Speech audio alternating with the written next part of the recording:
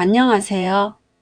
20년 전 30살이던 저는 인생에서 가장 큰 배신을 당했어요. 결혼한 지 7년 만에 남편이 젊은 여자와 바람을 피운 거였죠. 갑작스럽게 받은 이혼 통보서 한 장이 저의 인생을 송두리째 바꿔버렸어요. 당신 정말 이럴 거야? 애들은 어떡하고? 애들은 너가 키워. 나는 더 이상 못하겠어. 그 사람과 새 출발하고 싶어. 결국 이혼을 하게 된 저는 5살, 3살이던 두 아들 진수와 진호를 혼자 키워야 했어요. 위자료도 양육비도 제대로 받지 못한 채 말이죠. 남편은 새로운 여자와 떠나면서 아이들에 대한 책임도 모두 저에게 떠넘겨 버렸거든요. 돈이 없어서 폐지를 주어야 했어요. 새벽 5시에 일어나 동네를 돌아다니며 종이박스와 빈병을 주워 모았죠. 리어카에 폐지를 가득 싣고 고물상을 돌아다니며 하루 종일 일했어요. 손은 거칠어졌고 등은 굽어갔지만 아이들만큼은 굶기지 않으려고 악착같이 버텼답니다. 겨울에는 꽁꽁 언 폐지를 맨손으로 주워야 했어요. 장갑을 낄 여유도 없었거든요. 여름에는 땀에 흠뻑 젖어가며 일했고 비가 와도 우산 없이 폐지를 주워 모았죠. 하루 종일 일해도 벌어지는 돈은 겨우 10,000원에서 20,000원 정도였어요. 냉장고는 늘 텅 비어 있었어요. 라면과 김치 그리고 계란 몇 개가 전부였지만 저는 아이들 앞에서만큼은 밝게 웃으려고 노력했어요. 아이들이 엄마의 힘든 모습을 보고 상처받는 걸 원하지 않았거든요. 진수야, 진호야, 엄마가 맛있는 거 해줄게. 그렇게 몇 년을 버티다가 작은 분식집을 차렸어요. 전세금으로 겨우 얻은 5평 남짓한 작은 가게였죠. 새벽 4시에 일어나 김밥을 싸고 떡볶이 국물을 끓이고 밤 11시까지 가게 문을 열어두었어요. 일요일도 명절도 없이 365일 내내 가게를 지켰답니다. 하루 매출이 5만 원도 안 되는 날이 많았어요. 비가 오면 손님이 없어서 하루 종일 기다려도 10,000원도 못 벌 때가 있었죠. 그래도 폐지 줍는 것보다는 나았어요. 적어도 아이들이 엄마가 폐지 줍는 모습을 보지 않아도 되었거든요. 진수가 중학교에 들어갈 때부터는 친구들 눈치도 보기 시작했어요.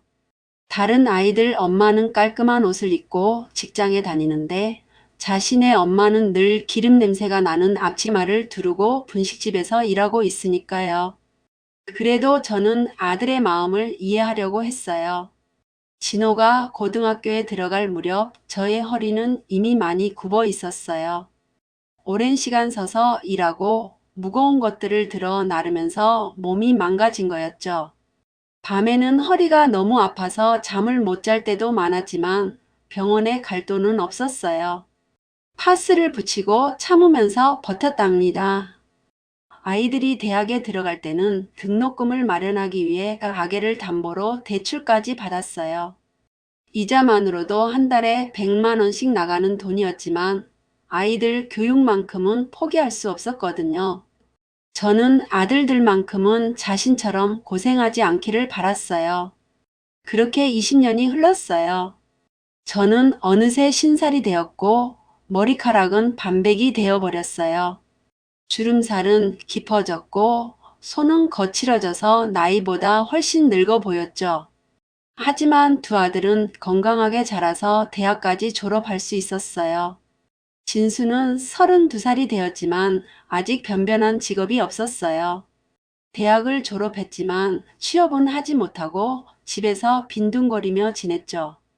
면접을 봐도 떨어지기만 하니까 점점 의욕을 잃어가는 것 같았어요. 그래도 저는 아들을 다그치지 않았어요. 둘째 진호는 작은 회사에 다니고 있었지만 월급이 200만 원 정도밖에 안 되었어요. 그마저도 자주 밀렸고 회사 사정이 어렵다는 핑계로 보너스는 꿈도 꿀 수 없었죠. 결혼 생각도 하고 있었지만 경제적으로 여유가 없어서 미루고 있는 상황이었어요. 그런데 제가 신살이 되던 해 정말 믿기 힘든 소식이 들려왔어요. 이 동네가 재개발된다는 거였어요. 동사무소에서 온 직원이 저에게 말했죠. 보상금이 무려 20억 원 정도 나온다는 거였어요. 20억이요? 정말인가요? 저는 그 자리에서 울음을 터뜨렸어요. 20년간의 고생이 마침내 보상받는 순간이었거든요. 평생 돈 때문에 고생했던 저에게는 상상도 할 수 없는 큰 돈이었어요. 이제 정말로 편하게 살 수 있겠구나 하는 생각이 들었죠. 그날 밤 저는 두 아들에게 이 기쁜 소식을 전했어요. 아들들도 깜짝 놀라며 기뻐하는 것 같았어요. 저는 이 돈으로 아들들에게 집도 사주고 자신도 편안한 노후를 보낼 수 있을 거라고 생각했어요. 진수야, 진호야, 우리 동네가 재개발돼서 보상금을 20억이나 받게 됐어. 20년간의 고생이 마침내 보상받는 순간이라고 믿었거든요. 드디어 아들들에게 떳떳한 엄마가 될 수 있을 거라고 생각했어요. 하지만 저는 몰랐어요. 그 순간부터 두 아들의 눈빛이 이상하게 변하기 시작했다는 것을 말이에요. 자신이 그토록 사랑하고 희생했던 두 아들이 어떤 끔찍한 계획을 세우고 있는지를 전혀 몰랐던 거죠. 20억이라는 거금이 가족의 사랑을 시험대에 올려놓은 순간이었어요. 20억이라는 소식을 들은 후 며칠이 지났어요. 평소와는 다르게 진수와 진호의 태도가 조금씩 변하기 시작했어요. 늘 무뚝뚝하던 아들들이 갑자기 다정해지기 시작한 거예요. 엄마, 요즘 많이 힘드시죠? 진수는 평소에 엄마에게 관심도 없던 아이였어요.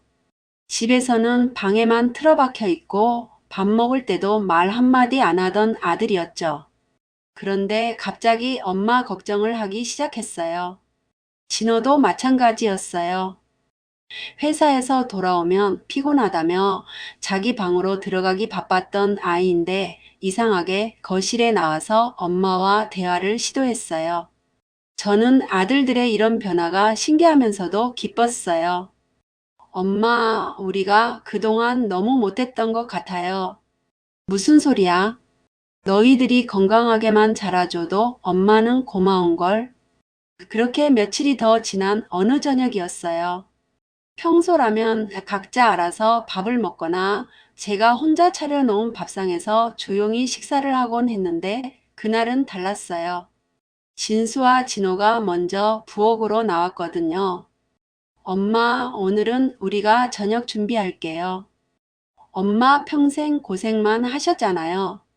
이제부터는 진짜 효도 많이 할게요. 저의 눈에 눈물이 글썽였어요. 30년 넘게 살면서 아들들이 자신을 위해 밥을 해준다고 한 적이 한 번도 없었거든요. 아마 보상금 소식을 듣고 마음가짐이 달라진 것 같았어요. 진수는 저를 거실로 모셨어요. 진호는 부엌에서 뭔가 열심히 준비하는 소리가 들렸죠. 평소에 라면도 제대로 못 끓이던 아들들이 직접 요리를 한다니 저는 감동스러웠어요. 1시간 정도 지나서 진호가 음식을 들고 나왔어요. 김치찌개와 계란말이 그리고 따뜻한 밥이었어요. 별것 아닌 음식이었지만 저에게는 세상에서 가장 맛있어 보이는 음식이었어요. 아들들이 직접 만들어준 음식이니까요. 엄마, 같이 드세요. 고마워, 정말 고마워. 엄마가 언제 이런 대접을 받아보나 했는데 세 사람은 함께 둘러앉아 저녁을 먹기 시작했어요. 오랜만에 가족이 다 함께하는 식사였어요. 저는 너무 행복했어요. 20억이라는 돈도 좋지만 이렇게 아들들과 화목하게 밥을 먹는 게 더 소중하게 느껴졌거든요. 그런데 밥을 먹다가 저는 이상한 느낌이 들기 시작했어요. 머리가 조금씩 어지러워지는 거였어요. 처음에는 피로 때문인 줄 알았어요. 오랫동안 분식집 일을 하면서 몸이 지쳐서 그런 거라고 생각했죠. 머리가 좀 어지럽네. 엄마, 괜찮으세요? 많이 피곤하셨나 봐요. 저의 시야가 점점 흐려지기 시작했어요. 뭔가 이상했지만 정확히 뭐가 문제인지 알 수 없었어요. 아들들은 걱정스러운 표정으로 저를 바라보고 있었지만 그 눈빛 어딘가에서 이상한 긴장감이 감돌았어요. 진수야, 진호야, 엄마가. 저는 더 이상 말을 잇지 못했어요. 의식이 점점 사라져가면서 몸에 힘이 빠지기 시작했거든요. 마지막으로 본 건 자신을 내려다보는 두 아들의 차갑게 변한 표정이었어요. 깜깜한 밤이 되자 진수와 진호는 움직이기 시작했어요. 의식을 잃고 쓰러진 저를 이불에 둘둘 말아서 차에 실었어요. 그리고 아무도 없는 뒷산으로 향했죠. 산 중턱 외진 곳에 도착한 두 형제는 미리 준비해둔 삽을 꺼냈어요. 서툴렀지만 필사적으로 땅을 파기 시작했어요. 사람 하나가 들어갈 만큼의 구덩이를 만드는데 새벽까지 걸렸어요. 그리고는 아직 숨이 붙어있는 저를 그 구덩이 안에 넣었어요. 흙을 덮기 시작했죠. 자신들을 낳아주고 키워준 엄마를 20억 때문에 산채로 묻어버린 거예요. 하지만 두 아들은 이런 일이 처음이라 제대로 하지 못했어요. 깊이도 충분하지 않았고 흙도 단단히 다지지 못했어요. 그냥 대충 덮고는 산에서 내려왔죠. 집으로 돌아온 진수와 진호는 마치 아무 일도 없었던 것처럼 각자의 방으로 들어갔어요. 내일 아침이 되면 엄마가 없어진 걸 발견하고 실종 신고를 할 계획이었어요. 그리고 적당한 시간이 지나면 사망 신고를 하고 보상금을 차지하려고 했죠. 20년간 자신을 키워준 어머니를 돈 때문에 생매장시킨 두 아들. 하지만 그들은 몰랐어요. 어머니가 얼마나 질긴 생명력을 가졌는지, 그리고 자신들이 얼마나 무서운 일을 저질렀는지를 말이에요. 축축하고 차가운 흙더미 속에서 제가 천천히 정신을 차렸어요. 머리가 지끈지끈 아프고 온몸이 무거웠어요. 처음에는 자신이 어디 있는지 전혀 알 수 없었죠. 깜깜하고 숨이 막히는 이상한 공간이었어요. 손을 뻗어보니 사방이 흙으로 둘러싸여 있었어요. 발을 움직이려 해도 움직일 수 없었고 고개를 돌리려 해도 흙이 막고 있었죠. 그제서야 저는 깨달았어요. 자신이 땅 속에 묻혀 있다는 끔찍한 사실을 말이에요. 이게 뭐야? 여기가 어디지? 공포가 밀려왔어요. 왜 자신이 여기에 있는 건지, 누가 자신을 여기에 묻은 건지 전혀 기억이 나지 않았어요. 마지막 기억은 아들들과 함께 저녁을 먹던 순간이었는데 그 이유는 모든 게 캄캄했어요. 저는 필사적으로 손을 움직이기 시작했어요. 손톱으로 흙을 파내고 주먹으로 흙을 밀어내며 조금이라도 숨 쉴 공간을 만들려고 했죠. 하지만 파내도 흙만 나올 뿐이었어요. 한편 그 시각 집에서는 진수와 진호가 연기를 시작하고 있었어요. 아침에 일어나서 엄마가 없어진 걸 발견한 척 하면서 말이에요. 진수는 큰 소리로 엄마를 부르기 시작했어요. 엄마. 엄마가 안 계시네. 어디 가셨을까? 두 아들은 마치 정말로 걱정하는 것처럼 집안 곳곳을 뒤지기 시작했어요. 화장실, 베란다, 심지어 옷장까지 모두 확인해 보면서 말이죠. 그리고는 이웃집마다 돌아다니며 엄마를 봤는지 물어보기 시작했어요. 완벽한 연기였어요. 오후가 되자 진수와 진호는 경찰서로 향했어요. 실종 신고를 하기 위해서였죠. 경찰관 앞에서 두 아들은 걱정에 찬 표정을 지으며 말했어요. 어제 저녁까지 집에 계셨는데 아침에 일어나 보니 안 계세요. 요즘 치매 증상이 있으셔서 걱정이에요. 경찰관은 두 아들의 말을 그대로 믿었어요. 걱정스러운 표정으로 찾아온 아들들이 거짓말을 할 리 없다고 생각했거든요. 실종신고 접수를 마친 두 아들은 집으로 돌아왔어요. 그런데 그 시각 땅속에서는 제가 생과 사의 경계에서 사투를 벌이고 있었어요. 숨이 점점 가빠지고 있었지만 포기할 수 없었어요. 아직 죽기에는 너무 억울했거든요. 20년간 아들들을 키우기 위해 모든 걸 참아온 저였어요. 남편이 떠날 때도 폐지를 주어야 할 때도, 분식집에서 밤늦게 일할 때도 모든 걸 견뎌냈어요. 이제 겨우 좋은 일이 생겼는데 이렇게 죽을 수는 없었어요. 안 돼. 이렇게 죽을 수는 없어. 저는 온 힘을 다해 흙을 파내기 시작했어요. 손톱이 다 빠져도 손에서 피가 나도 멈추지 않았어요. 조금이라도 공기 구멍을 만들어서 숨을 쉬려고 했죠. 다행히 두 아들이 이런 일이 처음이라 제대로 묻지 못해서 깊지 않았어요. 게다가 흙도 단단히 다지지 못해서 파내는 게 조금은 수월했죠. 몇 시간을 필사적으로 파다 보니 조그만 공기 구멍이 생겼어요. 그 작은 구멍으로 들어오는 공기가 저에게는 생명줄이었어요. 이제 숨을 쉴 수 있었지만 여전히 땅속에서 빠져나올 수는 없었어요. 더 큰 구멍을 만들어야 했지만 체력이 바닥나고 있었어요. 집에서는 진수와 진호가 벌써 보상금 절차에 대해 알아보고 있었어요.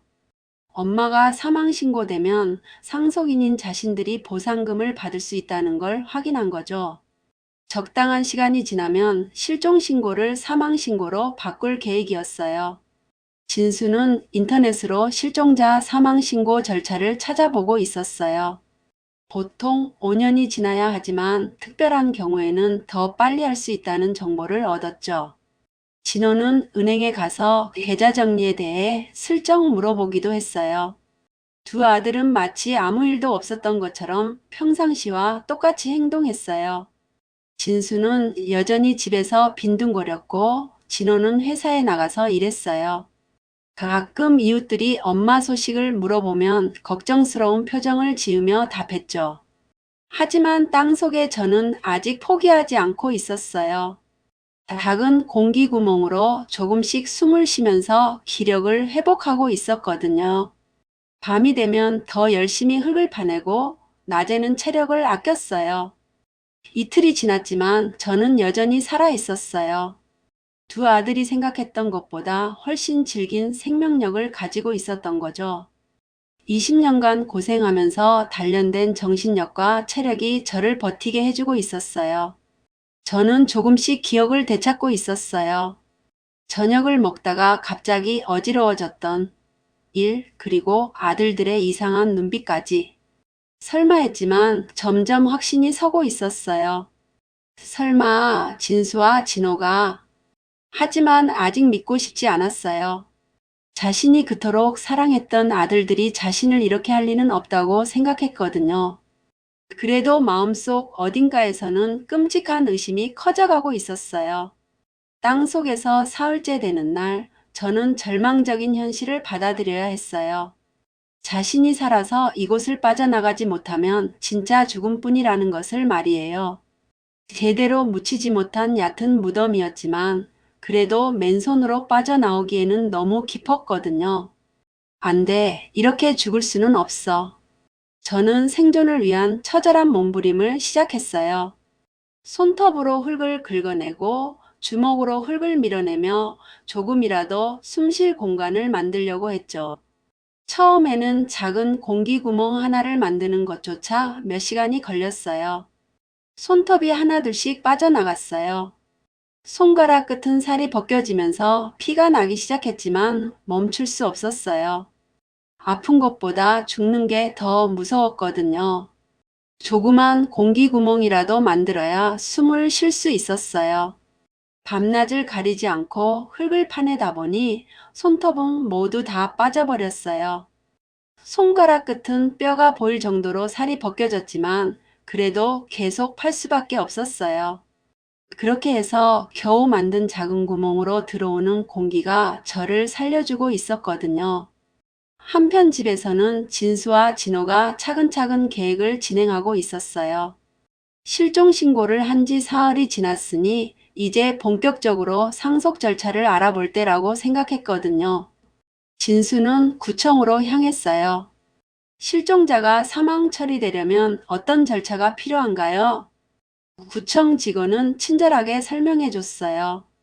보통은 5년이 지나야 하지만 특별한 사유가 있으면 더 빨리 처리할 수도 있다고 했어요.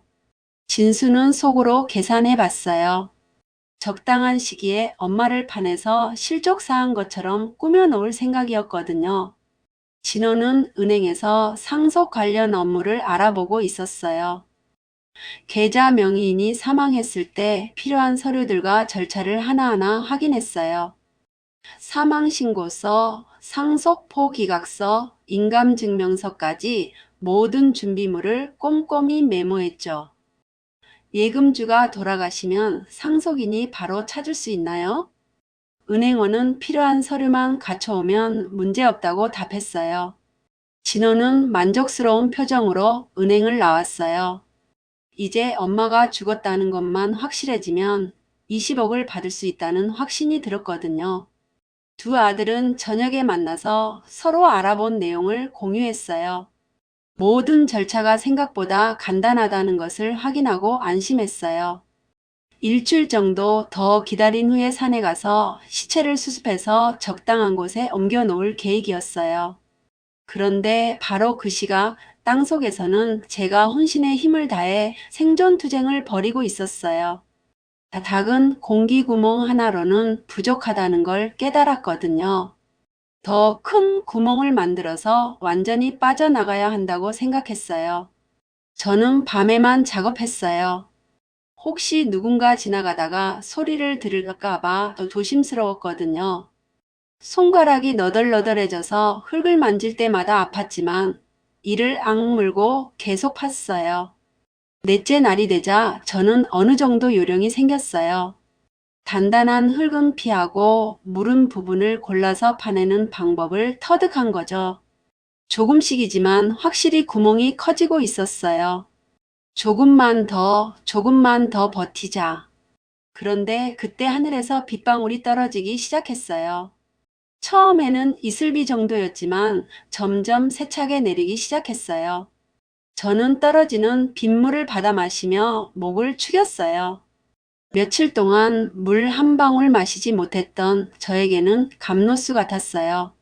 하지만 더 중요한 건 비 때문에 흙이 질퍽해지기 시작했다는 거였어요. 딱딱했던 흙이 진흙처럼 부드러워지면서 파내기가 훨씬 쉬워진 거죠. 저는 이것이 하늘이 준 기회라고 생각했어요. 집에서는 진수와 진호가 창밖의 비를 보며 걱정하고 있었어요. 혹시 산에 비가 많이 와서 무덤이 드러나지 않을까 하는 걱정이었죠. 하지만 아직 며칠밖에 안 됐으니 괜찮을 거라고 서로를 달랬어요. 두 아들은 내일 보상금 관련 서류를 더 자세히 알아보기로 했어요. 그리고 일주일 후에는 산에 가서 엄마를 파내서 적당한 곳으로 옮길 예정이었어요. 완벽한 계획이라고 생각했지만 그들은 한 가지를 놓치고 있었어요. 바로 그 순간 땅속에서 제가 비의 도움을 받아 더욱 빠르게 탈출구를 넓히고 있다는 것을 말이에요. 질퍽해진 흙은 손으로도 쉽게 파낼 수 있었거든요.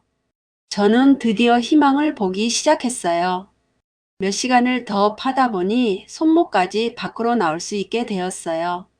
이제는 정말로 이곳에서 빠져나갈 수 있을 것 같다는 확신이 들었어요. 20년간 고생하며 단련된 정신력이 저를 버티게 해주고 있었어요. 저의 마음속에는 이제 분노가 자리 잡기 시작했어요.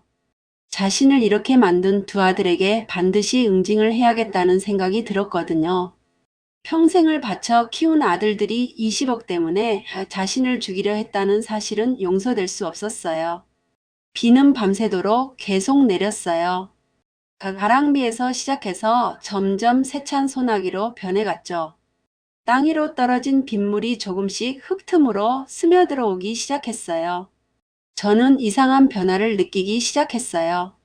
딱딱했던 흙이 점점 무르게 변하고 있었거든요. 빗물이 스며들면서 단단했던 흙이 진흙처럼 질퍽해지기 시작한 거예요. 저는 이것이 하늘이 준 기회라는 걸 직감적으로 알 수 있었어요. 이제는 손톱이 없어도 흙을 파낼 수 있을 것 같았어요.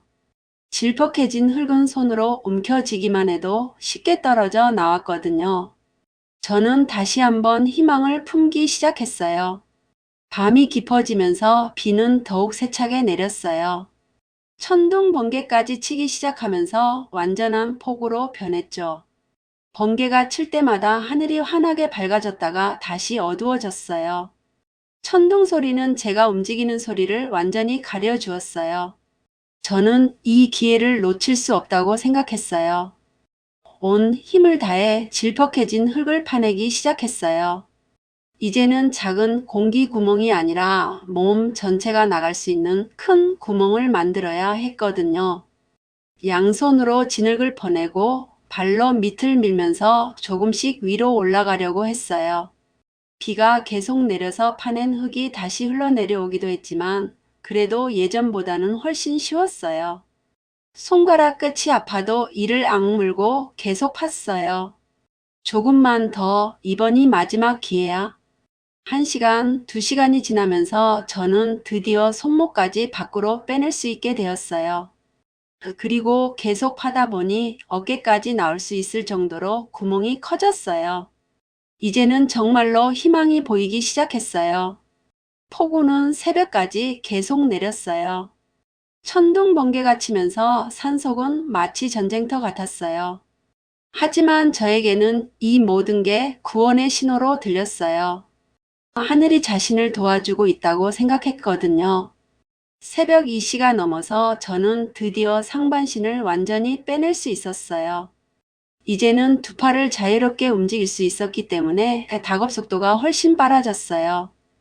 양손으로 진흙을 퍼내고 몸을 좌우로 흔들면서 조금씩 빠져나가기 시작했어요. 그런데 그때 하늘에서 엄청나게 큰 번개가 쳤어요.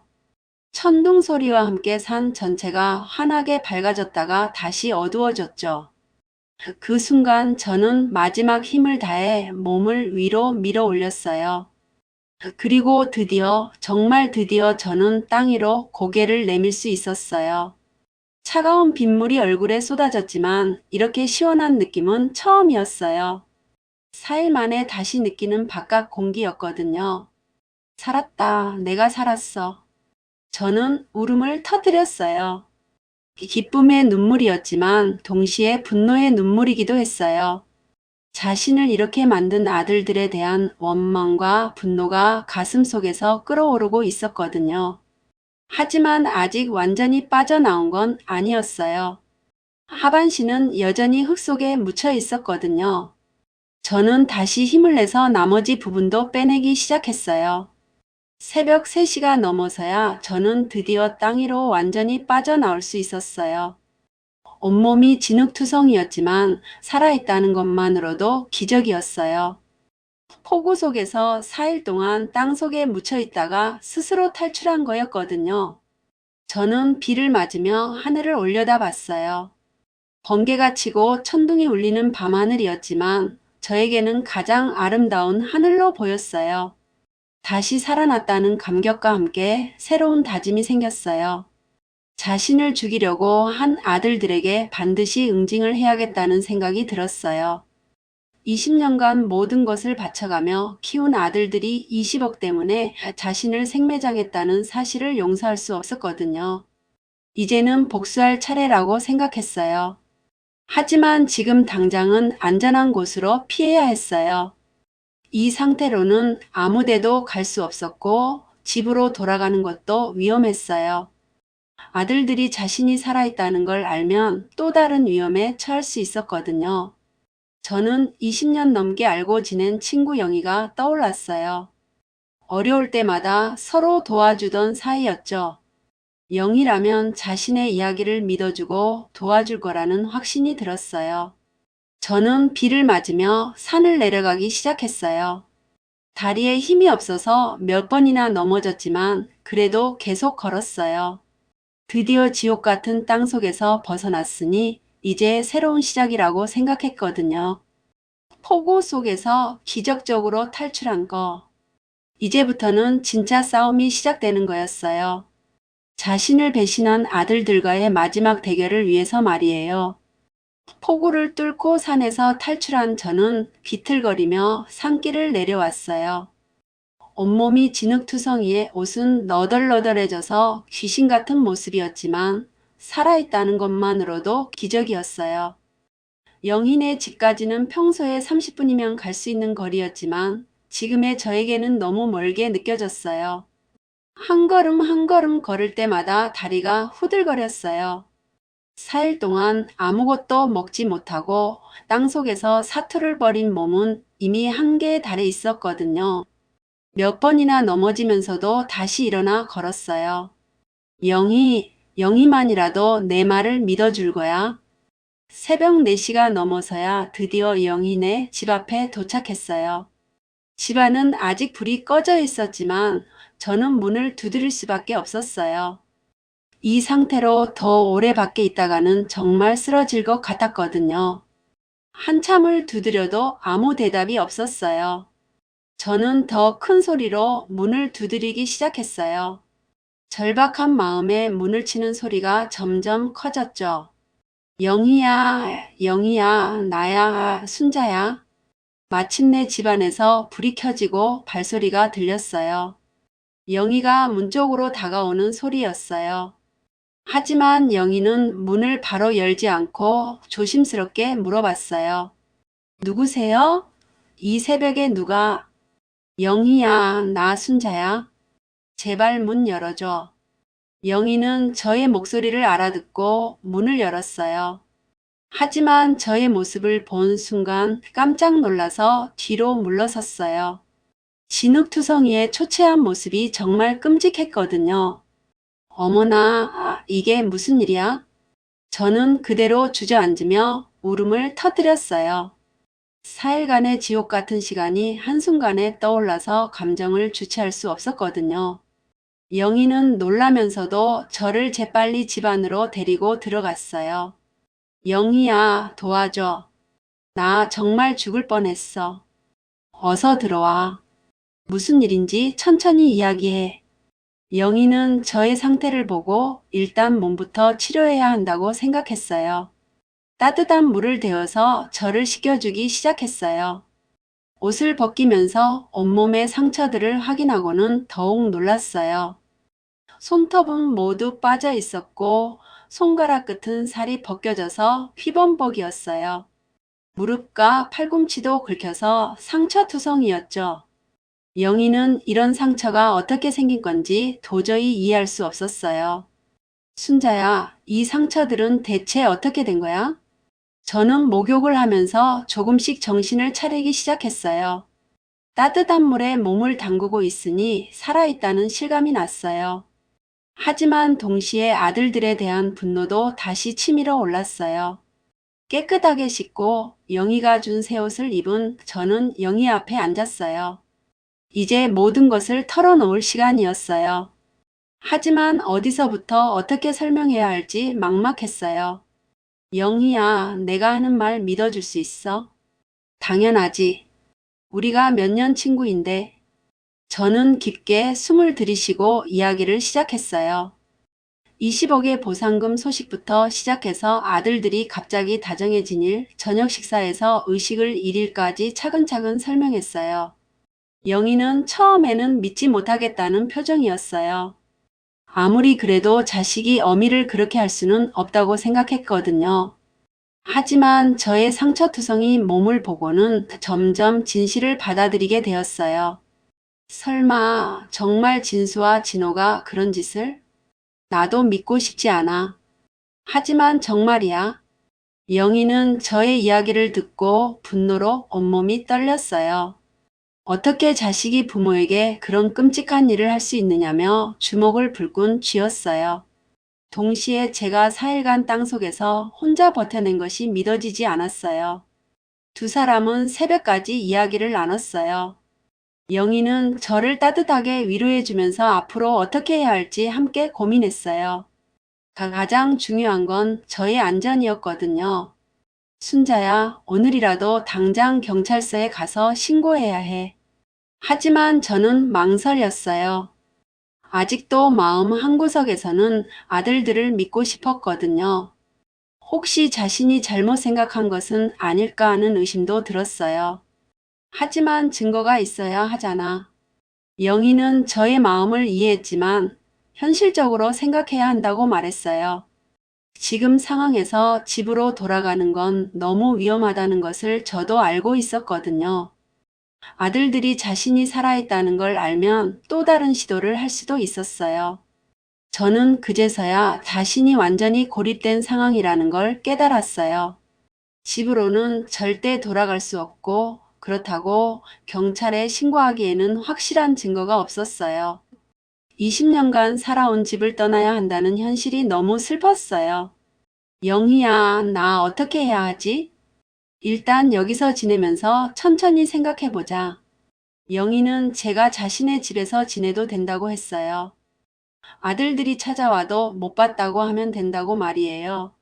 저는 영희의 고마운 마음에 눈물이 났지만 동시에 자신의 신세가 처량하게 느껴졌어요. 그날부터 저는 영희네 집에서 지내게 되었어요. 평생을 바쳐서 키운 아들들 때문에 자신의 집을 떠나야 하는 상황이 되어버린 거죠.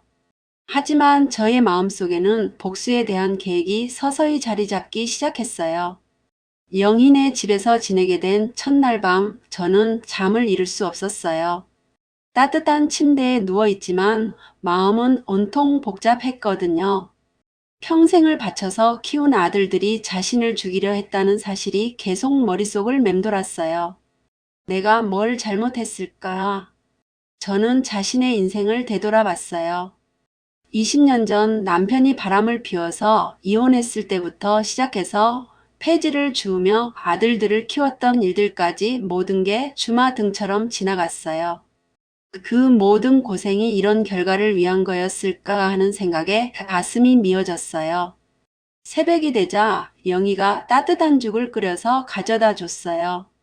며칠 동안 제대로 먹지 못했던 저는 한 숟가락씩 천천히 먹었지만 맛을 느낄 수가 없었어요. 입안이 쓰고 목구멍이 막힌 것 같았거든요. 순자야, 조금씩이라도 먹어야 해. 고마워, 영희야. 너마저 없었다면 정말 어떻게 됐을까? 그날 오후 영희는 시장에 나갔다가 전해동 소식을 들어왔어요. 진수와 진호가 실종된 엄마를 찾는다며 여기저기 돌아다니고 있다는 얘기였어요. 두 아들은 여전히 엄마를 걱정하는 아들 연기를 완벽하게 하고 있었던 거죠. 영희는 저에게 이 소식을 전하면서 분노를 감추지 못했어요. 어떻게 사람이 그렇게 끔찍하고 뻔뻔할 수 있느냐며 혀를 찼어요. 저는 그 이야기를 듣고 더욱 절망스러워했어요. 그 나쁜 것들이 아직도 연기를 하고 있어. 저는 창밖을 바라보며 한숨을 쉬었어요. 저 멀리 보이는 자신의 동네가 이제는 돌아갈 수 없는 곳이 되어버린 거예요. 20년간 살아온 집 그곳에서의 추억들이 모두 물거품이 되어버린 느낌이었어요. 며칠이 지나면서 저의 몸은 조금씩 회복되고 있었어요. 상처도 아물어가고 있었고 영희의 정성스러운 간병 덕분에 기력도 돌아오고 있었죠. 하지만 마음의 상처는 더욱 깊어져만 갔어요. 저는 하루 종일 멍하니 앉아서 생각에만 잠겨 있었어요. 이제 자신은 어떻게 살아가야 하는 걸까요? 집도 없고 갈 곳도 없고 믿을 사람도 영희밖에 없는 상황이었거든요. 영희야, 나 이제 어떻게 살아야 하지? 일단 몸부터 완전히 회복하고 천천히 생각해봐. 하지만 저는 점점 절망감에 빠져갔어요. 세상에서 가장 믿었던 사람들에게 배신당했다는 충격이 너무 컸거든요. 자식이 부모를 죽이려 했다는 사실을 받아들이기가 힘들었어요. 밤이 되면 악몽에 시달렸어요. 땅속에 묻혀서 숨이 막히는 꿈, 아들들이 자신을 쫓아오는 꿈들이 계속 반복됐어요. 깨어나면 식은땀을 흘리며 가슴을 쓸어내려야 했죠. 일주일째 되는 날 저는 영희에게 한 가지 부탁을 했어요. 자신의 집 근처에 가서 아들들이 어떻게 지내는지 한번 봐달라는 것이었어요. 혹시 자신을 찾고 있는 건 아닌지 확인하고 싶었거든요. 영희는 저의 부탁을 들어줬어요. 오후에 전에 집 근처에 가보니 진수와 진호가 평상시와 똑같이 지내고 있었어요. 전혀 걱정하는 기색도 없이 말이에요. 영희는 이웃에게 슬쩍 물어봤어요. 제가 실종된 후 아들들이 어떻게 지내는지 궁금해서라고 했죠. 이웃은 두 아들이 열심히 엄마를 찾고 있다고 말했지만 영희 눈에는 전혀 그렇게 보이지 않았어요. 집으로 돌아온 영희는 저에게 본 것을 그대로 전했어요. 아들들이 전혀 걱정하는 기색이 없다는 이야기를 들은 저는 더욱 절망에 빠졌어요. 정말로 자신을 죽이려 했던 게 확실하다는 생각이 들었거든요. 순자야, 그 애들은 정말 내가 죽기만 바라는 것 같아. 그렇구나. 정말 그렇구나. 그날 밤 저는 영희에게 모든 걸 포기하고 싶다고 말했어요. 더 이상 살아갈 이유를 찾을 수 없다고 했어요. 평생을 바쳐서 키운 아들들에게 이런 배신을 당하는 자신의 인생이 너무 허무하다고 울먹였어요. 영희는 저를 달래려고 했지만 쉽지 않았어요. 누구라도 이런 일을 당하면 절망할 수밖에 없다는 걸 알고 있었거든요. 하지만 그래도 포기하지 말고 버텨보자고 격려했어요. 저는 창밖을 바라보며 눈물을 흘렸어요. 자신이 그토록 사랑했던 아들들이 이제는 원수가 되어버린 현실이 받아들여지지 않았어요. 세상에서 가장 소중했던 것들을 모두 잃어버린 기분이었어요. 내 인생이 왜 이렇게 됐을까? 절망의 나락으로 떨어진 거.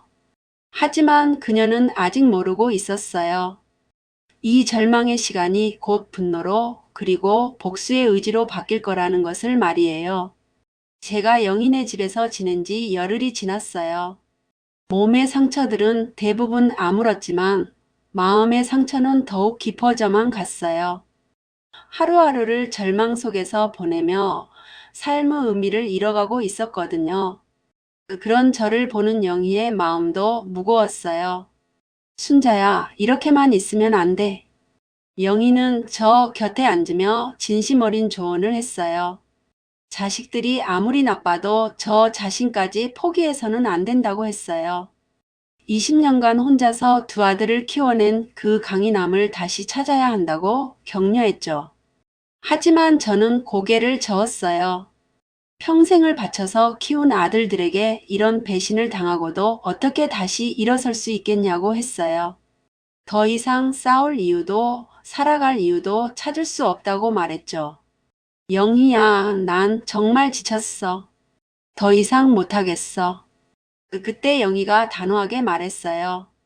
제가 이렇게 포기하면 아들들이 원하는 대로 되는 거라고 했어요.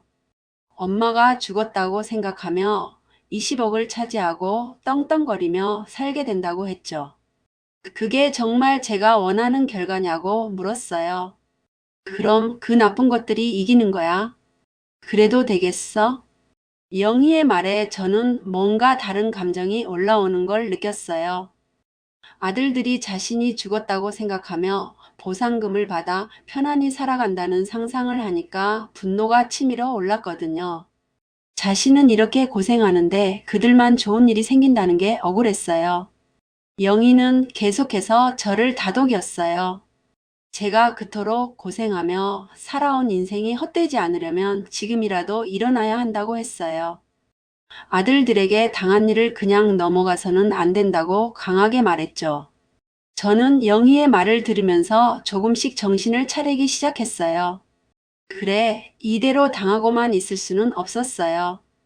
20년간 모든 걸 희생해서 아들들을 키웠는데 그 보답이 죽음이라니 말이 안 되었거든요. 그래, 이대로 당할 수는 없어. 영희는 저의 변화를 느끼고 더욱 격려했어요. 제가 포기하지 않고 끝까지 싸워야 한다고 했어요. 그래야 진짜 정의가 실현되고 잘못된 아들들이 벌을 받을 수 있다고 했죠. 저는 일어서서 창밖을 바라봤어요. 저 멀리 보이는 자신의 동네, 그곳에서 아들들이 자신이 죽었다고 믿으며 생활하고 있을 생각을 하니까 더욱 화가 났어요. 절대 이대로 넘어갈 수는 없다는 생각이 들었어요. 내가 죽어야 저들이 편할 거라면. 저는 잠깐 말을 멈췄다가 더욱 단호한 목소리로 계속했어요. 자신이 죽어야 아들들이 편할 거라면 오히려 자신이 살아서 그들에게 지옥을 보여주겠다고 했어요. 20억 때문에 엄마를 죽이려 한 대가가 무엇인지 똑똑히 보여주겠다고 다짐했죠. 내가 살아서 지옥을 보여주겠어. 영희는 저의 변화된 모습을 보고 안도했어요. 이제야 옛날에 강인했던 제가 돌아온 것 같았거든요. 해지를 주우면서도 굴복하지 않았던 그 의지, 분식집을 하면서도 포기하지 않았던 그 끈기가 다시 살아난 거였어요. 저는 이제부터 치밀한 계획을 세워야겠다고 생각했어요. 단순히 나타나서 화를 내는 것으로는 부족했어요. 아들들이 정말로 무서워하고 후회할 만한 완벽한 복수를 해야 한다고 생각했거든요. 그래, 그렇게 해야지. 내가 도와줄게. 영희도 저의 복수 계획에 동참하겠다고 했어요. 친구가 이런 끔찍한 일을 당했는데 가만히 있을 수 없다고 했어요. 두 사람은 함께 머리를 맞대고 계획을 세우기 시작했어요. 저는 먼저 아들들의 움직임을 파악해야 한다고 했어요. 언제 보상금을 받는지, 어떤 계획을 세우고 있는지 모든 것을 알아야 한다고 했죠. 그래야 가장 효과적인 타이밍에 나타날 수 있을 테니까요. 완벽한 계획을 세워서 한 방에 끝내야 돼. 그날 밤 저는 오랜만에 깊게 잠들 수 있었어요. 절망 대신 새로운 목표가 생겼기 때문이었어요. 복수라는 희망의 불씨가 저의 마음속에서 다시 타오르기 시작했거든요. 저는 꿈속에서도 복수 계획을 세우고 있었어요. 아들들이 자신이 살아있다는 걸 알았을 때의 표정을 상상하니까 처음으로 미소가 지어졌어요. 이제부터 진짜 싸움이 시작되는 거였어요. 영희는 잠든 저를 보며 안심했어요. 며칠 전까지만 해도 죽은 사람 같았던 제가 이제는 다시 살아난 것 같았거든요. 복수라는 목표가 저에게 새로운 삶의 의미를 준 거였어요.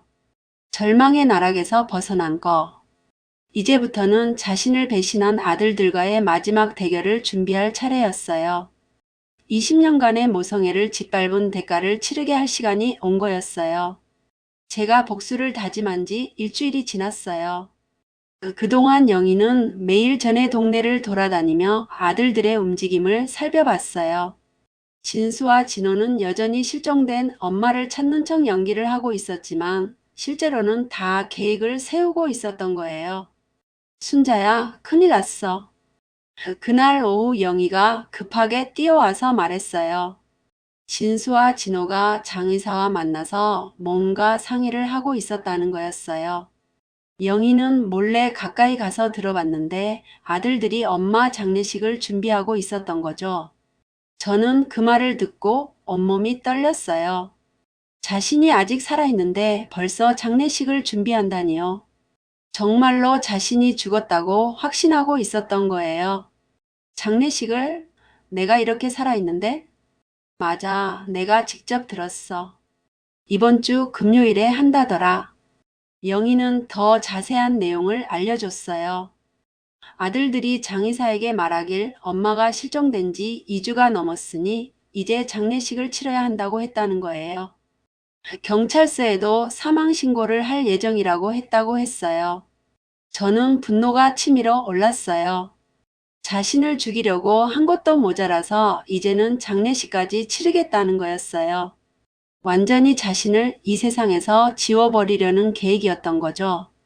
영희는 장례식장 이름과 정확한 시간까지 알아왔어요. 금요일 오전 10시에 입관식을 하고 토요일 오전에 발인할 예정이라고 했어요. 조문객들도 벌써 연락을 돌리기 시작했다고 했죠. 진짜 미친 것들이네. 어떻게 그런 끔찍한 짓을 할 수가 있어? 하지만 저의 눈빛에는 분노와 함께 이상한 빛이 돌고 있었어요. 이것이야말로 완벽한 복수의 기회라는 생각이 들었거든요.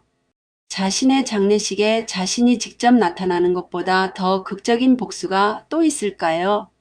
저는 일어서서 방 안을 걸어다니기 시작했어요. 머릿속에서 완벽한 계획이 그려지기 시작했어요. 장례식장에 나타나서 모든 사람들 앞에서 진실을 폭로하는 거였어요. 내 장례식에 내가 직접 참석해서 저는 잠깐 말을 멈췄다가 더욱 단호한 목소리로 말했어요. 자신의 장례식에 직접 참석해서 모든 걸 끝내겠다고 했어요. 아들들이 얼마나 뻔뻔한지 그리고 자신이 얼마나 억울한지 모든 사람들 앞에서 보여주겠다고 다짐했죠. 이제 모든 걸 끝낼 때가 온 것 같아. 좋은 생각이야. 그런데 어떻게 할 거야? 저는 이미 계획을 세우기 시작했어요. 일단 경찰서에 가서 모든 사실을 신고해야 한다고 했어요. 자신이 살아있다는 증거와 함께 아들들이 저지른 일을 고발하는 거였어요. 그리고 장례식 당일에는 경찰과 함께 장례식장에 나타날 계획이었어요. 조문객들이 모인 자리에서 아들들을 현행범으로 체포시키는 거였죠. 생각만 해도 속이 시원한 복수였어요. 내일이라도 당장 경찰서부터 가야겠어. 모든 걸 다 신고할 거야. 영희는 저의 계획에 완전히 동의했어요. 정말 완벽한 복수가 될 것 같다고 했어요. 아들들이 얼마나 놀랄지 생각하니까 영희도 마음이 후련했거든요.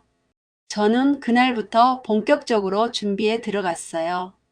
먼저 자신의 상처 사진들을 찍어두고 영희에게 증인이 되어달라고 부탁했어요. 그리고 땅속에서 탈출한 경위를 자세히 적어두기도 했죠. 다음 날 아침 저와 영희는 경찰서로 향했어요. 저는 떨리는 마음으로 경찰관에게 모든 사실을 털어놓았어요. 아들들이 자신을 생매장했다는 충격적인 이야기를 말이에요. 경찰관님, 제 아들들이 저를 산채로 땅속에 묻어버렸어요. 경찰관은 처음에는 믿기 어렵다는 표정이었어요. 하지만 저의 상처들과 영희의 증언, 그리고 구체적인 증거들을 보고는 사건의 심각성을 깨달았어요. 즉시 수사에 착수하겠다고 약속했죠. 저는 경찰에게 장례식 계획에 대해서도 알려줬어요. 금요일 장례식장에서 아들들을 체포해달라고 요청했어요. 경찰관은 그렇게 하겠다고 약속했어요. 경찰서에서 나온 저는 마음이 한결 가벼워졌어요. 이제 모든 준비가 끝났다는 생각이 들었거든요. 금요일이 되면 드디어 진실이 밝혀질 때가 온 거였어요. 이제야 진짜 끝이 보이는 것 같아. 맞아, 드디어 내가 나설 때가 왔어. 집으로 돌아온 저는 금요일을 기다리며 마음의 준비를 했어요. 20년간 고생하며 키운 아들들과의 마지막 대면이 될 것 같았거든요. 더 이상 뒤로 물러설 곳은 없었어요. 저는 거울을 보며 다짐했어요. 금요일 장례식장에서 아들들이 얼마나 놀랄지 상상하니까 처음으로 미소가 지어졌어요. 자신을 죽은 줄 알고 있는 아들들에게 가장 큰 선물을 줄 생각이었거든요. 완벽한 복수 시나리오가 완성된 거. 이제 며칠 후면 모든 것이 끝날 예정이었어요. 진짜 정의가 실현되는 순간이 다가오고 있었던 거죠. 금요일 아침이 밝았어요. 제가 그토록 기다리던 날이 드디어 온 거였어요. 오늘 자신의 장례식에서 모든 진실을 밝히고 아들들에게 응징을 가할 생각에 가슴이 두근거렸어요. 영희야, 오늘이야. 드디어 오늘이 왔어. 영희도 긴장된 표정으로 저를 바라봤어요. 며칠 전까지만 해도 죽은 사람처럼 지내던 제가 이제는 완전히 달라져 있었거든요. 복수에 대한 의지로 가득 찬 눈빛이었어요. 오전 9시 저와 영희는 경찰서로 향했어요. 미리 약속한 대로 경찰관들과 함께 장례식장으로 가기 위해서였어요. 저는 떨리는 마음을 억누르며 경찰차에 올랐어요. 오전 10시 장례식장에 도착했어요. 입구에는 김순자라고 쓰인 안내 전광판이 설치되어 있었어요. 자신의 이름이 적힌 장례식장 안내문을 보니까 기분이 묘했어요. 정말로 자신이 죽은 사람 취급을 받고 있다는 실감이 났거든요. 장례식장 안은 조문객들로 가득했어요. 동네 사람들, 분식집 단골 손님들, 그리고 친척들까지 많은 사람들이 와 있었어요. 모든 사람들이 조용하고 엄숙한 분위기 속에서 저를 추모하고 있었죠. 제단 앞에는 저의 영정사진이 놓여 있었어요. 20년 전 찍은 사진이라 젊어 보이는 모습이었지만 지금의 저와는 너무 달라 보였어요. 그 앞에서 진수와 진호가 검은 상복을 입고 서 있었어요. 두 아들은 조문객들 앞에서 완벽한 연기를 하고 있었어요. 가끔 눈물을 닦는 신용도 하고 슬픈 표정으로 고개를 숙이기도 했죠. 조문객들은 그런 두 아들을 보며 안타까워하며 위로의 말을 건넸어요. 얼마나 속상하시겠어요. 힘내세요. 고맙습니다. 어머니가 갑자기 돌아가셔서 진호도 눈물을 글썽이며 말했어요. 어머니를 찾으러 밤낮으로 다녔지만 결국 찾지 못했다고 했어요. 이제는 하늘에서라도 편히 쉬시길 바란다면서 말이에요. 엄마, 이제 고생 끝났어요. 편히 쉬세요. 조문객들은 두 아들의 효심에 감동하며 눈물을 흘렸어요. 이렇게 젊은 나이에 어머니를 잃은 아들들이 얼마나 슬플지 모두가 공감했어요. 아무도 이 모든 게 거짓 연기라는 걸 알지 못했거든요. 바로 그때 장례식장 입구 쪽에서 소동이 일어나기 시작했어요. 조문객들은 무슨 일인지 궁금해서 뒤를 돌아봤어요. 그런데 그들이 본 것은 믿을 수 없는 광경이었어요. 빈소 안으로 경찰관들이 먼저 들어왔어요. 그리고 그 뒤로 한 사람이 천천히 모습을 드러냈어요. 바로 죽었다고 생각했던 김저 본인이었어요. 장례식장은 순식간에 술렁이기 시작했어요. 사람들은 자신들의 눈을 믿을 수 없었어요. 분명히 죽었다고 해서 장례식을 치르고 있는데 그 당사자가 살아서 나타난 거였거든요. 저분이 저씨 아니야? 진수와 진호도 뒤쪽의 소동을 듣고 뒤돌아봤어요. 그리고 자신들이 땅에 묻었다고 생각했던 엄마가 살아서 서 있는 모습을 보았죠. 두 아들의 얼굴은 순식간에 새하얗게 질렸어요. 어머니, 어떻게? 이게 무슨 일이에요? 저는 장례식장 안을 천천히 둘러봤어요. 자신의 영정사진 그리고 조문객들까지 모든 게 생생했어요. 정말로 자신의 장례식이 치러지고 있었던 거예요. 저는 조문객들을 향해 미소를 지으며 말했어요. 자신의 장례식에 와준 모든 분들께 감사하다고 했어요. 하지만 아직 죽지 않았으니 걱정하지 말라고 했죠. 여러분, 내 장례식에 와주셔서 감사해요. 조문객들은 완전히 혼란에 빠졌어요. 도대체 무슨 상황인지 이해할 수 없었거든요. 죽은 사람이 자신의 장례식에 나타나다니 이런 일이 있을 수 있는 건가요? 저는 두 아들을 향해 걸어갔어요. 진수와 진호는 얼어붙은 채로 엄마를 바라보고만 있었어요. 도망갈 수도 없고 변명할 수도 없는 상황이었거든요. 진수야, 진호야, 내 장례식에 와줘서 고맙구나. 저의 차가운 목소리가 장례식장 전체에 울려 퍼졌어요. 그 순간 모든 조문객들이 뭔가 심상치 않다는 걸 깨달았어요. 단순히 죽은 사람이 살아 돌아온 게 아니라 그 이면에 무서운 진실이 숨어 있다는 걸 느꼈거든요. 장례식장은 순식간에 아수라장이 되었어요. 사람들은 웅성거리기 시작했고 몇몇은 무서워서 뒤로 물러섰어요. 진수와 진호는 땀을 뻘뻘 흘리며 어쩔 줄 몰라 했어요. 경찰관들이 앞으로 나서면서 상황을 정리하기 시작했어요. 이제 모든 진실이 밝혀질 때가 온 거였어요. 저의 완벽한 복수가 본격적으로 시작되는 순간이었어요. 20년간 고생하며 키운 아들들 앞에서 그리고 모든 사람들이 보는 앞에서 저는 드디어 진실을 말할 준비가 되어 있었어요. 자신을 생매장한 아들들이 어떤 벌을 받게 될지 이제 모든 게 밝혀질 차례였거든요. 장례식장은 완전히 혼란 상태가 되었어요. 조문객들은 믿을 수 없는 상황에 당황하며 웅성거렸고 진수와 진호는 얼어붙은 채로 엄마를 바라보고만 있었어요. 경찰관들이 앞으로 나서면서 상황을 정리하기 시작했죠. 여러분, 잠시 조용히 해주세요. 저는 조문객들을 천천히 둘러보며 말하기 시작했어요. 자신이 왜 이 자리에 나타났는지 그리고 무슨 일이 있었는지를 모든 사람들에게 알려주겠다고 했어요. 진수와 진호는 점점 더 파래지는 얼굴로 뒤로 물러섰어요. 여러분, 제가 왜 여기 나타났는지 말씀드릴게요. 조문객들은 모두 숨을 죽이며 저의 말을 기다렸어요.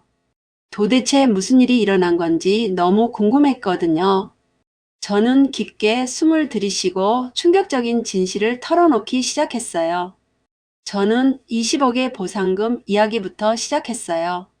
재개발로 인해 거액의 보상금을 받게 되었다는 소식을 아들들에게 전했던 일을 말했어요.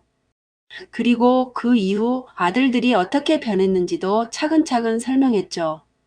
이 아이들이 갑자기 저에게 잘해주기 시작했어요. 조문객들은 저의 이야기를 들으며 점점 심각한 표정이 되었어요. 뭔가 끔찍한 이야기가 나올 것 같은 예감이 들었거든요. 진수와 진호는 식은땀을 흘리며 어쩔 줄을 몰랐어요. 저는 그날 저녁 식사에서 일어난 일을 생생하게 말했어요. 아들들이 직접 저녁을 준비해 주겠다고 하면서 수면제를 탄 일, 그리고 의식을 잃고 쓰러진 일까지 모든 걸 털어놓았어요. 그리고 이 아이들이 저를 산으로 끌고 가서 조문객들은 저의 말을 듣고 경악했어요. 설마 하는 마음으로 들었던 이야기가 점점 현실로 다가오고 있었거든요. 진수와 진호를 바라보는 시선들이 차갑게 변하기 시작했어요. 저는 가장 충격적인 부분을 말하기 시작했어요. 자신이 땅속에서 깨어났을 때의 공포와 절망, 그리고 4일간의 처절한 생존투쟁까지 모든 걸 생생하게 설명했어요. 아들들이 20억 때문에 저를 산채로 땅속에 묻었습니다. 장례식장은 완전히 조용해졌어요. 모든 사람들이 충격에 빠져서 말을 잇지 못했어요. 자식이 부모를 돈 때문에 생매장했다는 믿을 수 없는 이야기였거든요. 세상에 그런 무서운 일이. 다른 조문객들도 하나둘 웅성거리기 시작했어요. 어떻게 자식이 부모에게 그런 끔찍한 일을 할 수 있느냐며 분노했어요. 진수와 진호를 바라보는 눈빛은 이미 원수를 보는 것 같았어요. 진수가 떨리는 목소리로 변명을 시도했어요. 그런 일은 없었다고 엄마가 착각하고 계신다고 했어요. 하지만 아무도 그의 말을 믿지 않았어요. 엄마, 무슨 말씀을 하시는 거예요? 이 상황에서도 여전히 거짓말을 하고 있구나. 저는 자신의 손을 조문객들에게 보여줬어요. 땅을 파느라 손톱이 모두 빠지고 상처투성이가 된 손을 말이에요. 그리고 몸 곳곳의 상처들도 보여주며 증거라고 했어요. 경찰관이 앞으로 나서서 상황을 정리했어요. 수사 결과 저의 말이 모두 사실로 확인되었다고 발표했어요. 그리고 진수와 진호를 현행범으로 체포하겠다고 선언했어요. 김진수, 김진호 살인미수 혐의로 체포합니다. 경찰관들이 수갑을 들고 두 아들에게 다가갔어요. 진수와 진호는 저항해봤지만 소용없었어요. 조문객들이 보는 앞에서 수갑이 채워지는 순간이었어요. 엄마, 정말 잘못했어요. 제발 용서해 주세요. 지금 와서 잘못했다고? 날 죽이려고 생매장해 놓고. 조문객들은 분노에 찬 목소리로 두 아들을 비난하기 시작했어요. 어떻게 그런 짐승 같은 일을 할 수 있느냐며 손가락질했어요. 동네에서 효자로 통했던 두 아들의 진짜 모습이 드러난 순간이었어요. 정말 못된 놈들이네. 저는 수갑이 채워진 두 아들을 바라보며 말했어요. 20년간 모든 걸 바쳐서 키웠는데 이런 배신을 당할 줄은 몰랐다고 했어요. 하지만 이제는 정말로 연을 끊겠다고 단호하게 선언했어요. 이제 너희들은 영원히 내 자식들이 아니야. 진수와 진호는 경찰에 끌려나가면서도 계속 용서를 빌었어요. 하지만 저는 뒤도 돌아보지 않았어요. 이미 마음속에서 두 아들을 완전히 지워버린 상태였거든요. 조문객들은 저에게 다가와서 위로의 말을 건넸어요. 이런 끔찍한 일을 당하고도 살아남은 것이 기적이라고 했어요. 그리고 정의가 실현되어서 다행이라고 말했죠. 저씨 정말 고생 많으셨어요. 장례식장에서 나가는 저의 발걸음은 가벼웠어요. 20년간 짊어졌던 무거운 짐을 내려놓은 기분이었거든요. 더 이상 자식들 때문에 고생할 일도 없었어요. 동네 전체가 이 사건으로 떠들썩했어요. 효자로 알려졌던 두 아들이 엄마를 생매장하려 했다는 충격적인 소식이 퍼져나갔어요. 진수와 진호는 사회적으로 완전히 매장당한 거였어요. 저의 완벽한 복수가 끝났어요. 자신을 죽이려 했던 아들들이 모든 사람들 앞에서 진짜 모습을 드러내고 법의 심판을 받게 된 거였어요. 이보다 더 통쾌한 응징은 없었어요. 그날 이후 저의 이야기는 온 동네에 화제가 되었어요. 죽었다가 살아 돌아온 어머니라는 믿기 힘든 이야기가 입에서 입으로 전해졌죠. 사람들은 모두 저의 용기와 의지력에 감탄했어요. 4일간 땅속에서 버텨낸 것만으로도 기적이었거든요. 진수와 진호는 재판에서 살인미수 혐의로 실형을 받았어요. 증거가 너무 명확했고 사회적 충격이 워낙 컸기 때문이었어요. 온 동네 사람들이 법정에 와서 두 아들의 평소 행동을 증언하기도 했어요. 저는 재판이 끝나고 나서 완전히 새로운 사람이 된 것 같았어요. 20년간 아들들을 위해 희생했던 삶에서 벗어나서 이제는 자신만을 위한 시간을 가질 수 있게 되었거든요. 무엇보다 마음이 자유로워진 느낌이었어요. 이제야 내가 내 인생의 주인이 된 기분이야.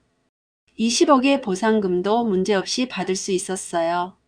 진수와 진호는 감옥에 있었고 제가 살아있다는 게 증명되었으니까요. 저는 그 돈으로 서울의 작은 아파트를 한 채 샀어요. 새 집으로 이사를 가는 날 저는 영희에게 진심으로 고마워했어요. 가장 힘들 때 자신을 도와주고 함께 해준 진짜 가족 같은 친구였거든요. 영희는 앞으로도 자주 만나자며 저를 격려해줬어요. 순자야, 앞으로는 좋은 일만 있을 거야. 이제 정말 행복하게 잘 살아. 영희야, 정말 고마워. 너 덕분에 여기까지 올 수 있었어. 서울에서의 새로운 생활은 저에게 완전히 다른 경험이었어요. 아무도 자신을 모르는 곳에서 자유롭게 살 수 있다는 게 이렇게 좋은 줄 몰랐거든요. 처음으로 자신만을 위한 시간을 가질 있게 되었어요. 저는 가끔 진짜 효도가 무엇인지에 대해 생각해 봤어요. 20년간 자신이 아들들에게 모든 걸 해준 것이 진짜 사랑이었을까요? 아니면 그저 맹목적인 희생이었을까요? 그리고 아들들이 보여준 가짜 효도에 대해서도 깊이 성찰했어요. 돈이 생기자 갑자기 다정해진 모습, 그리고 그 뒤에 숨겨진 끔찍한 계획까지. 진짜 효도는 조건이 있는 게 아니라는 걸 뼈저리게 깨달았어요. 효도는 진짜 마음으로 하는 건데 돈 때문에 하는 건 효도가 아닌데 저는 두 아들과 완전히 연을 끊었어요. 감옥에서 편지가 와도 읽지 않고 바로 버렸어요. 이미 마음속에서 그들을 자식이 아닌 남으로 생각하기로 했거든요. 새로운 동네에서 저는 천천히 사람들과 인연을 맺어 나갔어요. 이번에는 누구에게도 의존하지 않고 누구도 자신에게 의존하게 하지 않으면서 말이에요. 건강한 거리감을 유지하는 관계들을 만들어 갔어요. 저는 가끔 작은 카페에서 커피를 마시며 창밖을 바라봤어요. 지나가는 사람들을 보면서 각자의 인생을 살아가는 모습이 부럽기도 했어요. 자신도 이제야 진짜 자신의 인생을 시작할 수 있게 되었다고 생각했거든요. 50살의 나이에 시작하는 새로운 인생이었지만 저는 늦지 않았다고 생각했어요. 오히려 이제야 진정한 자유를 찾았다는 기분이었어요. 아무에게도 얽매이지 않는 온전히 자신만의 시간이었거든요. 이제부터가 진짜 내 인생이야. 저는 때때로 자신과 비슷한 상황에 있는 사람들을 도와주기도 했어요. 자식 때문에 고생하는 노인분들이나 가족 문제로 힘들어하는 사람들에게 조언을 해주면서 말이에요. 자신의 경험이 다른 사람들에게 도움이 될 수 있다는 게 보람이었어요. 여러분들도 자식이나 부모님과의 관계에서 상처를 받으셨거나 진짜 사랑이 무엇인지 고민하고 계신가요? 아니면 누군가를 위해 모든 걸 희생하면서도 인정받지 못하는 상황에 놓여 계신가요? 진짜 사랑은 조건이 없는 것이고 진짜 효도는 마음에서 우러나오는 것이라는 걸요. 그리고 때로는 용기를 내서 잘못된 관계를 정리하는 것도 필요하다는 걸요. 저처럼 늦었다고 생각할 때가 진짜 시작일 수도 있거든요. 제 이야기를 들어주셔서 감사합니다.